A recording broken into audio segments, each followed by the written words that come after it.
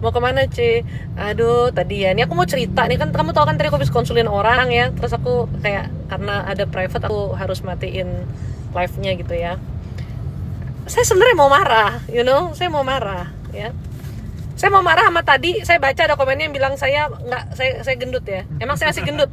Terus ini sekarang saya mau diajak makan all you can eat. Sekarang jadi saya tambah marah nih atas komen itu, dan saya jadi marah sama suami saya mau menjebak saya makan all you can eat lagi. Ya.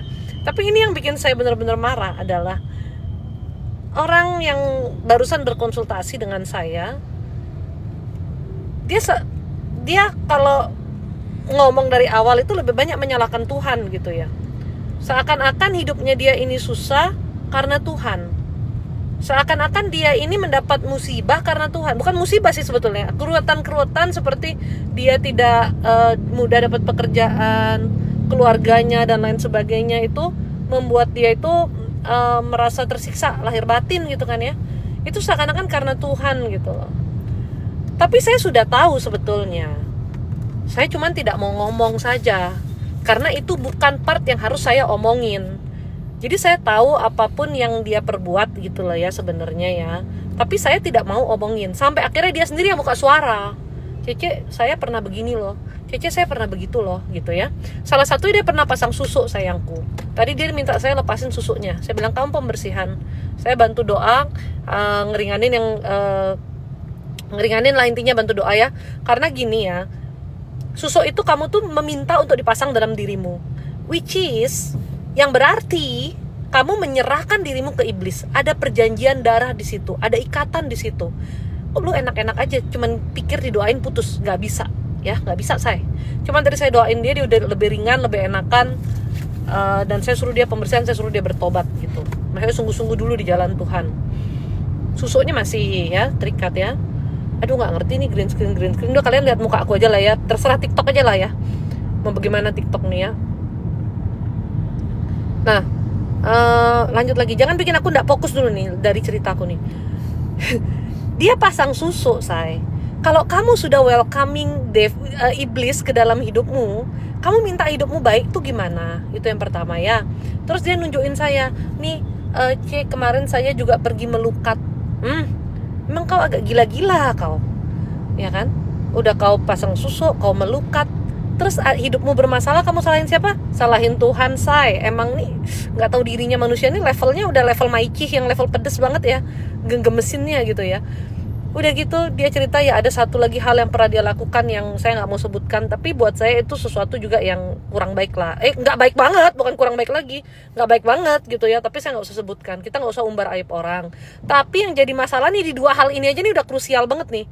Kamu pergi pasang susu, aduh, mau marah saya jadinya beneran loh. Saya tuh mau marah. Alasannya apa? Diajak temen. Tuh bodohmu tuh lo ya. Aduh, mau pergi pasang susu diajak temen, terus pergi ke peramal beberapa kali diajak temen juga. Jangan kamu nih bangga kamu sebagai orang Katolik, beragama Katolik, tapi kelakuanmu kagak seperti pengikut Kristus ya. Tolong deh. Lalu kamu setiap kali ada masalah dalam hidupmu yang kamu salahin siapa? Tuhan. Tolong dong. Saya sampai bilang sama dia ya. Dan saya sekarang mau ngomong sama kalian semua. Kita nih manusia memang kurang ajar sekali, saya bilang. Kita aja gak tunduk di jalan Tuhan. Kita aja mengikatkan diri sendiri dengan kuasa gelap. Kita pergi pasang susu, kita pergi peramal, kita juga apalagi yang dilakukan itu tadi, melukat, apalah whatever. Dan masih ada beberapa hal lagi yang dia gak sampaikan ke saya, tapi saya tahu ya. Dan gak usah saya sebutin juga ya. Aduh kepalaku sampai sakit nih, saking keselnya. Tapi ketika ada sesuatu terjadi, bisa-bisanya kamu tuh menyalahkan Tuhan. Make sense gak sih kamu? Adil gak sih kamu jadi manusia? Kamu waras gak sih? Gak waras sih kayaknya ya. Udah pasti gak waras ya. Lain ceritanya nih ya. Kamu bener-bener tunduk, bener-bener lempeng gitu di jalan Tuhan. Ya kan? Ini enggak, emang kamunya udah gila duluan, udah menggila gitu. Tapi ketika ada masalah dalam hidupmu yang kamu salahin Tuhan. Hidup itu tuh, ingat ya, hidup tuh tabur tuai. Anda iketin diri Anda dengan iblis, jangan kaget kalau hidup Anda kacau. Itu aja, sesimpel itu. Tapi di saat yang sama juga teman saya tadi menghubungi saya. Dia kan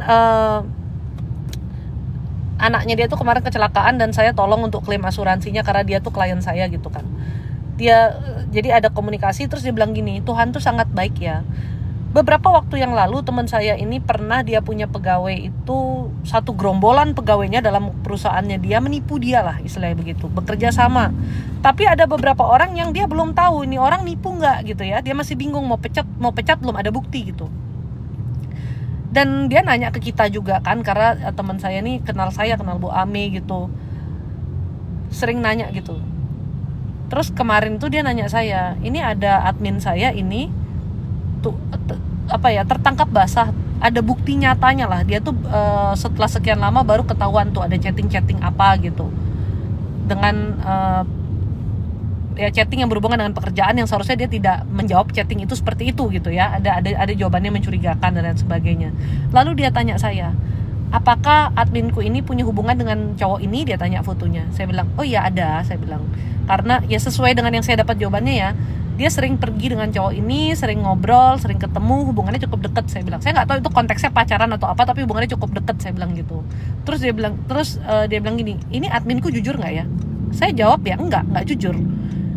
Cuman dia itu sekarang lagi nggak berani gerak aja. Oh dia tanya gini, pernah ngirim data perusahaan keluar nggak? Ya beberapa kali sering, cuman sekarang lagi nggak gerak aja, saya bilang. Mungkin karena ketakutan gitu. Dia bilang, nah ini jawaban doaku dari Tuhan.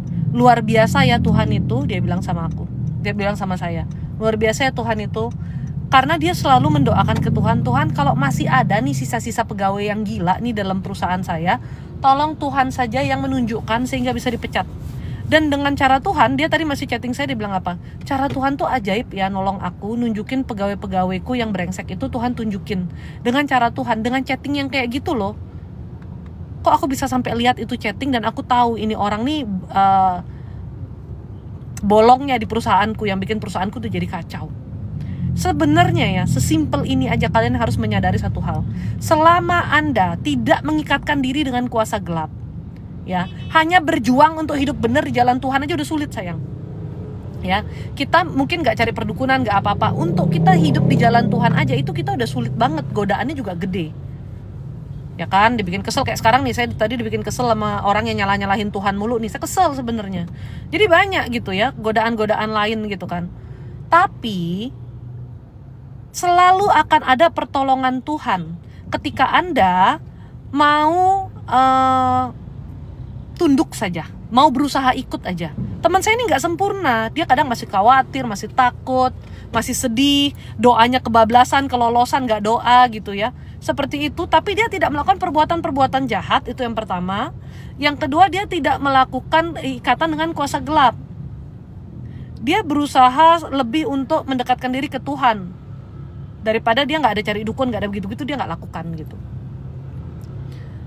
Sehingga ketika ada sesuatu, pasti ada pertolongan Tuhan. Itulah yang sebenarnya terjadi kalau Anda orang yang ikut Tuhan dengan benar. Dalam artian manusia punya peperangan diri. Peperangan diri kita itu diri kita sendiri, godaan-godaan yang ada dalam diri kita. Iblis itu kan maunya mengganggu kita dari pikiran dan hati kita, bikin marah, bikin kesel apa. Makanya peperangan kita lebih banyak ke diri sendiri. Bukan lebih banyak, selalu dengan diri sendiri. Ketika diri sendiri sudah berdamai dengan lingkungan sekitar, kita akan lebih damai, lebih baik gitu. Responnya berbeda gitu ya. Makanya peperangan tuh dengan diri, seperti kata Libra ini, ya betul, godaan tuh dari dalam diri. Kalau kita bisa kontrol, maka everything is done gitu. Kayak lebih santai lah gitu kan, karena kita udah bisa mengontrol diri kita ya. Nah, yang jadi masalah kenapa hidupmu berat, itu kamu harus track down perbuatanmu sendiri. Kita seringkali tidak menyadari kita membuat ikatan-ikatan yang salah. Kayak dia ke peramal diajak temen C, ya saya ikut aja C. Disuruh melukat di tempat yang dia nggak ngerti, yang katanya ada 5 agama di situ, saya bilang nggak bisa begitu dong. Yang jelas itu orang agamanya apa, doain kamu pakai cara apa, begitu loh. Heran aku, tak pites juga lu lama-lama ya. Dia bilang diajak temen, semua dia ikut. Tapi nggak ke Tuhan, lalu hidupnya punya masalah. Ya sudah pasti sayang, orang yang hidupnya tidak di jalan Tuhan pasti punya masalah. Jadi ini seperti circle yang lingkaran setan. Udah hidupnya tidak di jalan Tuhan, dia ikatkan diri dengan kuasa gelap, dia pasang susu, walaupun dia bilang udah lama banget, terserah. Justru karena semakin lama di badanmu lah semakin kau terikat ya kan dengan itu makhluk-makhluk yang kau undang sendiri itu. Dan jadi marah kan saya. Dan kamu menyalahkan Tuhan atas kesalahanmu sendiri. Gila ya. Kamu betul-betul gila deh. Bikin marah tau gak? Saya paling gak suka orang tuh nyalahin Tuhan. Itu sih yang pertama. Karena gak ada pernah Tuhan tuh salah gitu loh. Gak ada pernah Tuhan tuh melimpahkan sesuatu yang bukan bagianmu. Pasti ada perbuatanmu nih yang salah nih ya. Dan dari awal itu nyalahin Tuhan. Saya kecewa sama Tuhan. Saya sudah males doa. Loh, lu gimana sih lu? Saya udah doa C. Saya doa itu doa novena. Saya tepat waktu loh C. Aduh. Emang saya bilang gini, emang ada tulisan di situ Tuhan bilang dari surga kalau doa novena tepat waktu jamin dijawab sama Tuhan sesuai kemauanmu? Kan tidak. Bukan doa novenanya yang salah ya, bukan waktunya yang salah, tapi itu adalah bentuk usaha kita merayu Tuhan. Jawabannya tetap terserah Tuhan. Jangan seakan-akan ketika doa itu tidak dijawab Tuhan itu jahat sama kamu. Gak begitu konsepnya. Marah juga nih, beneran nih jadi marah nih. Bener-bener marah, kayak kesel gitu loh. Kok bisa-bisa lu nyalahin Tuhan lo? Padahal lu nya pasang susuk. Lu gak inget Tuhan waktu lu pasang susuk gitu. Hah? Gak inget bahwa itu melanggar kehendak Tuhan, melanggar perintah Tuhan, tidak sesuai dengan ajaran Tuhan. Gak inget waktu kamu lakukan perbuatan dosa itu. Hah? Kata Tuhan kan berzina. Iya, itu kan seperti berzina di hadapan Tuhan. Tuhan itu tidak suka diduakan. Kamu melakukan perbuatan yang paling Tuhan benci, menduakan Tuhan dengan mengikatkan diri pada kuasa gelap. Lalu doamu tidak dijawab sesuai maumu, langsung kamu bilang kamu kecewa, kamu marah. Aduh, ya ampun. Ya ampun. Emang ini asli sih. Untung Tuhan memang maha pengasih dan maha penyayang ya. Kalau saya digituin udah saya murka banget tuh dia. Saya murka banget mesti sama dia gitu ya. Gemes gitu loh ya, bukan apa-apa. Ini saya pingin banyak orang lebih menyadari ini, bahwa tidak ada sesuatu terjadi dalam hidup kita itu tanpa peran kita sendiri. Semua karena peran kita. Mungkin kita nggak sadar kita pernah ke perdukunan gitu ya, secara tidak sadar terpleset, diajak temen lah, diajak ini, diajak itu, terserah lu diajak siapa.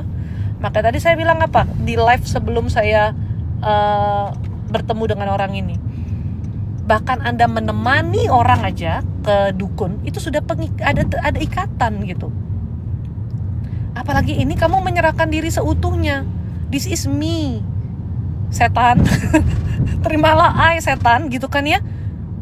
Masuklah ke dalam diriku. Begitu kamu bilang, iya saya mau pasang susu, iya saya setuju gitu di dukun, itu kamu mengundang mereka, mengizinkan mereka masuk dan tinggal dalam hidupmu, menguasai dirimu. Dan jangan kaget makanya kalau hidupmu penuh masalah, bertemu dengan orang-orang yang bermasalah, dikelilingi dengan orang-orang yang toksik, lalu juga mungkin jalan hidupmu tersendat-sendat. Karena dengan siapa kamu berada?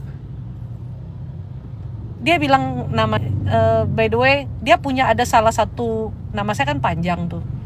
Dalam salah satu namanya ada kesamaan nama dengan saya. Ya.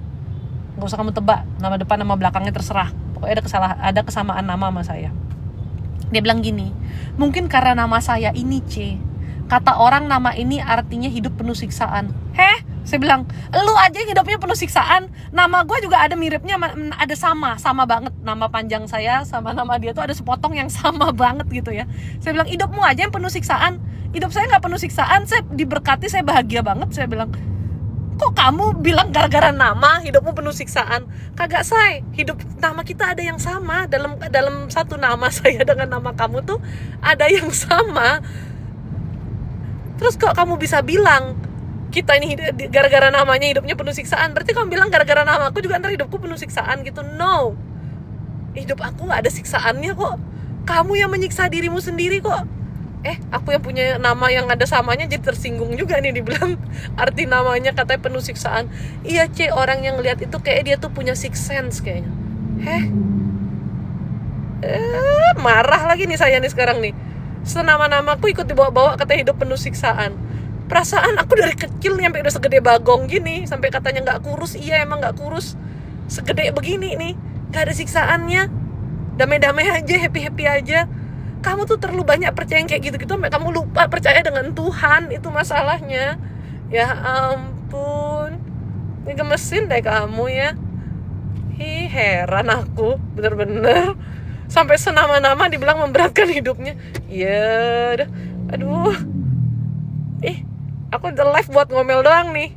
Karena saya tuh merasa amazing kalau ada orang yang berpikiran seperti ini, guys. Tapi pasti saya yakin banyak yang seperti itu ya. Makanya saya sharing ini. Ingat satu hal, kalau kamu benar di jalan Tuhan, walaupun tidak sempurna di jalan Tuhan, dalam artian masih ada kepedihan, kekecewaan, ketakutan, kebingungan, yang mana itu manusiawi, tapi kamu selalu berusaha untuk kontrol dirimu dan untuk jalan di jalan Tuhan, selalu ada pertolongan. Percaya deh sama Tuhan, jangan sama saya ya, percayanya sama Tuhan. Tapi selalu ada pertolongan. Tuhan itu bukan Tuhan yang jahat.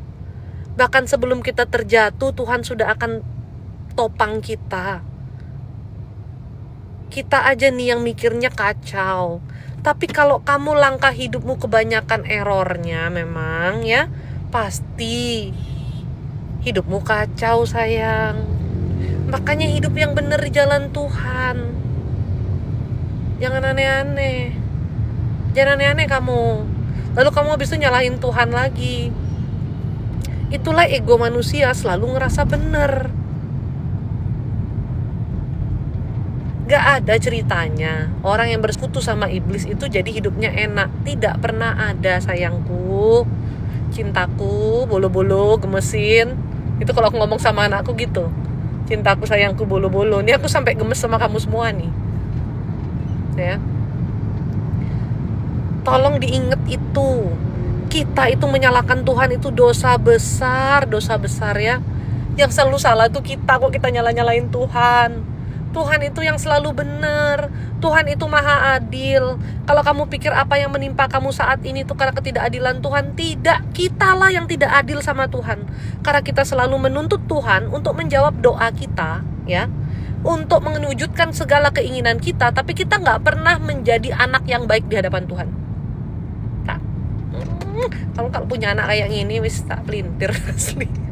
Coba kalau kamu punya anak kayak gitu, udah gak nurut, pembangkang, orang tua suruh A dia lakukan B, terus anakmu nuntut terus, gimana?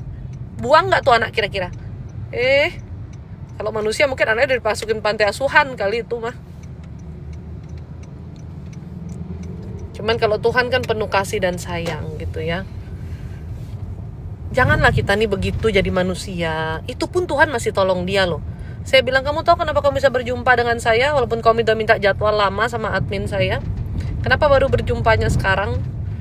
Ya, karena 1 bulan yang lalu dia berdoa.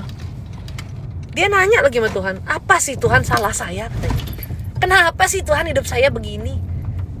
Kenapa gak ada jalan buat saya Tuhan? Masih nanya lagi kau.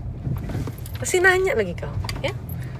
Tapi kalau ditanya, ya C, saya Katolik C, saya rajin doa ini C, doa itu C. Gak ada salahnya sih sama doamu. Puji Tuhan masih rajin doa, ya kan? Tapi sadari lebih dalam lagi intinya bagaimana hidup ke Tuhan itu loh. Berdoa tapi mendoakan Tuhannya benar-benar. Kamu tuh tau gak sih, kayak cowok atau perempuan juga ya sama aja kelakuannya kayak gini. Yang kecintaan, kayak kelihatan kecintaan sama pacarnya atau sama istrinya, sama suaminya, tapi di belakang punya selingkuhan gitu. Kamu digituin mau gak sih kira-kira? Kalau suamimu tuh kayak kecintaan banget sama kamu, tapi di luar dia punya istri kedua. Itu udah kelakuan kita sama Tuhan, ya. Itu udah persis dah kayak gitu. Gak bisa diganggu-gugat lagi ya. Tapi kita minta Tuhan sayang terus sama kita nih. Padahal kita itu kan selingkuh.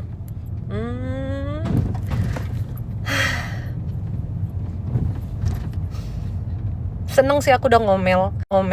Setidaknya omelanku ini juga ada berkatnya gitu. Bukan omelan negatif.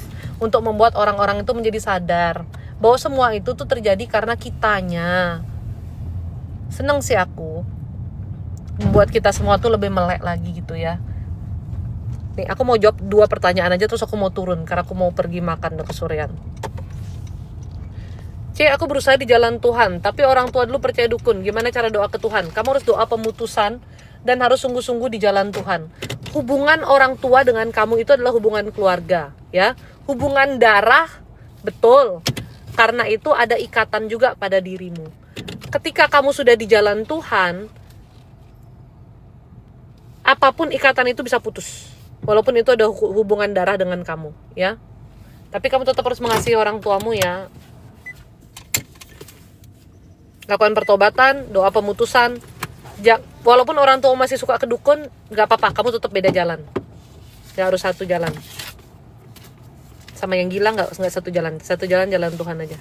C, di tempat kerjaku menurut Cece yang pakai kuasa gelap gak ada beberapa orang. Ada yang pakai susu, ada yang pakai kayak pengasih ASI gitu ada. C, lihat kontrakanku sekarang bawa berkat gak? Enggak sih, biasa aja. Malah agak panas di bagian tengahnya. Ini aku mau jawab sedikit aja ya. Aku mau turun makan, aku udah di mall. Kan gak mungkin di mall aku tuh live. Aku dikira gila antara sama orang sebelah. Aku perempuan miskin kerja tukang parkir di es krim TDM Kupang Intri. Sekarang ini sepi. Di mana-mana sepi. Aku jangan gitu dong. Jangan kayak gimana ya, aku tuh perempuan miskin yang gini. Kayak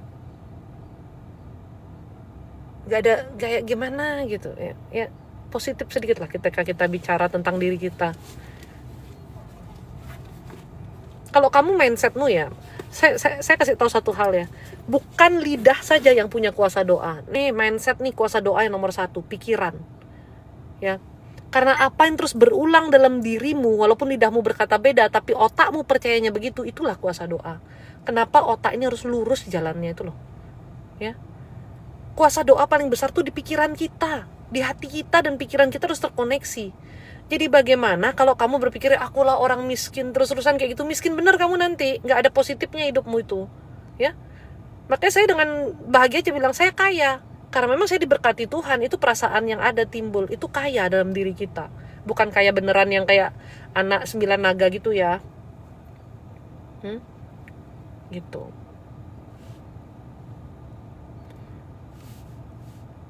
Coba nih, saya jawab the last one, and then saya mau turun. Nanti malam mudah-mudahan bisa live, tapi saya ada janji sama Blooms untuk Zoom nanti malam. So, I don't know.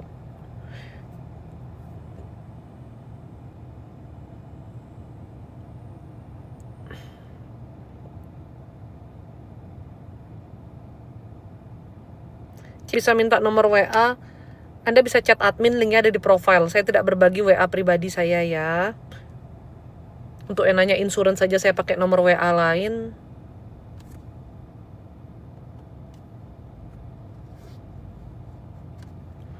Ada pertanyaan-pertanyaan yang penting gak sih yang harus dijawab nih?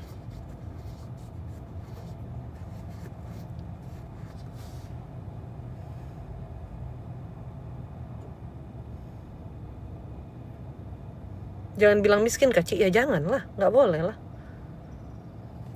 Ci, kenapa tiap mau ngontrak tokoku belum ada yang ngena? Padahal aku selalu berdoa agar cepat diisi. Coba dibersihkan tokonya. Mbak juga berdoanya tuh dalam toko itu biar bersih. Karena orang yang sebelumnya nyewa itu ada kayak pakai penglaris gitu. Jadi hawanya kurang enak.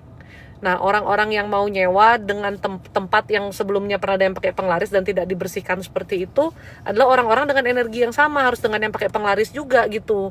Makanya lebih susah. Kalau orang-orang biasa nyewa ya nggak nyaman aja di situ kesannya gitu. Harus dengan orang yang pakai penglaris juga. Nah, kalau Mbak mau tempatnya benar-benar bersih, jadi berkat, ya dibersihkan Mbak rajin doa gitu di situ ya. Oke, itu aja yang aku jawab dulu ya. Nanti kita insya Allah live lagi. Ketika Tuhan memperkenankan kita akan live lagi. Ini mau makan dulu. Atau kamu mau ikut aku makan ya? Makan masing-masing aja lah ya. Bye-bye. God bless you. Kita all you can eat beneran. Menurut kamu?